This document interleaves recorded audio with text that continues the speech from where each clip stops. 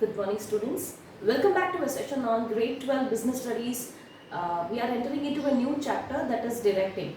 This is chapter 7 of part 1 of your Business Studies Grade 12. Now we have understood in the what we'll do a quick recap of the previous chapters. What we understood in the previous chapters is we did understand that management is the art of getting things done to others. And management is, as the terminology signifies, there are a lot of steps or components in management. Starting with planning, then we understood organizing. Then after organizing, planning is you are planning in advance what kind of business, when to do, how to do, what to do. Then we went into organizing to understand that organizing is nothing but keeping things ready in advance before the recruitment happens. Staffing is a process of selecting or getting in people after the structures, divisional structure and functional structure, whatever kind of structure you have decided. When you have decided the structure, then you go for the staffing process. After staffing, see, when the workers have entered into your organization, what they will do after coming in, somebody has to tell them what they are supposed to do. Somebody has to tell them that you have to perform this work. You have been recruited as an accountant, you have to do this work. You have been recruited as a human resource person, you have to do this work. So somebody has to critically and go them and give them instructions, give them guidance. Somebody has to make them do the work. To make people to do the work, they should know what work they are supposed to do. So directing is that significant component of management where people will, whomsoever you have recruited inside your organization in the previous stage, that is staffing, they will be given adequate instructions to do and carry out their functions.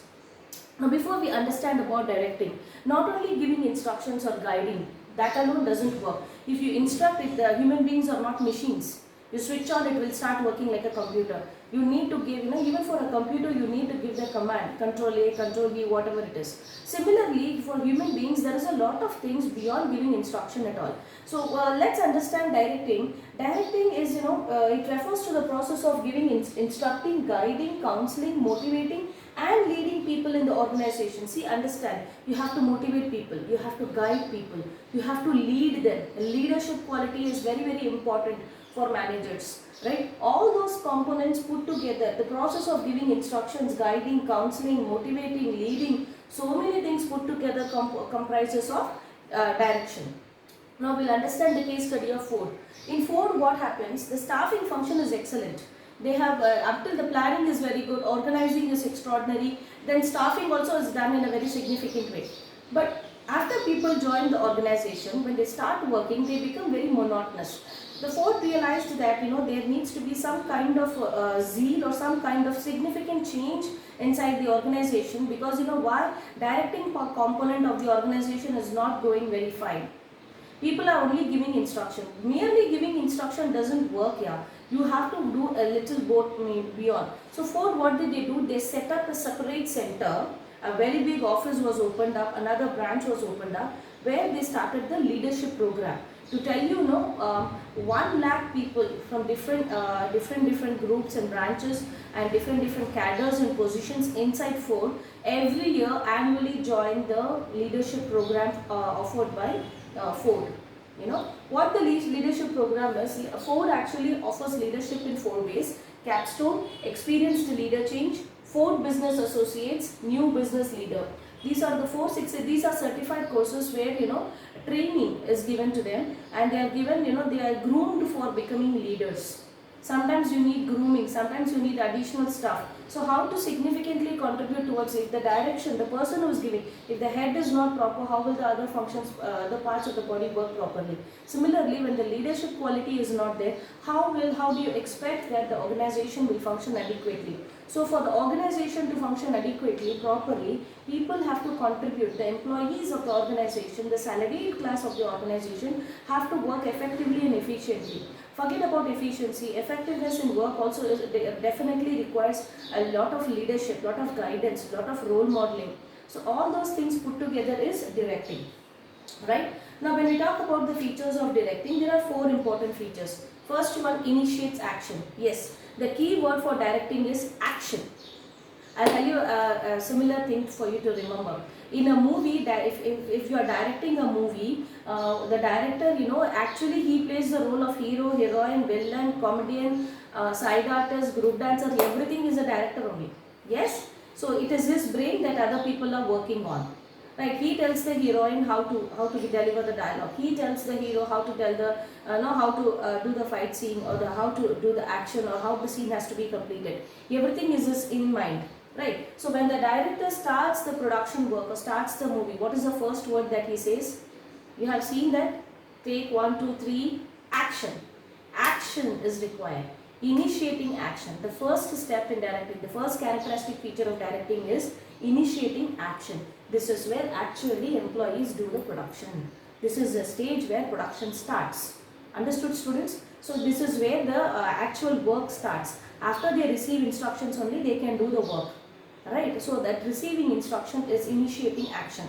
Directing is one of the components of management process. Like after planning, organizing and staffing comes the directing. But when you look at the previous three, actual work has not started at all. The actual work is started or initiated only in the directing stage. So the first significant feature of directing is it initiates action. Again, for staffing, I told you that the key word is putting people to jobs. Here the key word for directing is action.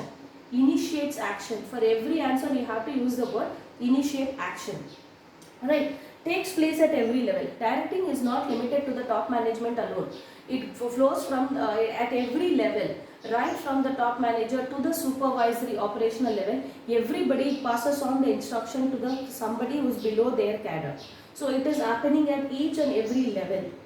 Right, it is a continuous process. Directing is continuous process because irrespective of the fact whether the managers or directors keep changing. आज मैं Ford के लिए काम कर रहा हूँ, tomorrow I'll work for Deloitte. Tomorrow after Deloitte I will be working for Genpact. I will be shifting my organizations. That doesn't matter, but the organization should continue until the organization ceases to exist. Till that time, directing is a continuous process. Every day you have to give some kind of instruction, get the feedback, get the instruction, get the things done. So directing is a continuous process. It is not that you gave instruction and for the whole month they'll be working. No, it's not like that. For the whole year they'll be working. No, every day you have to monitor them. You have to. That's the role of manager. Very challenging role, right?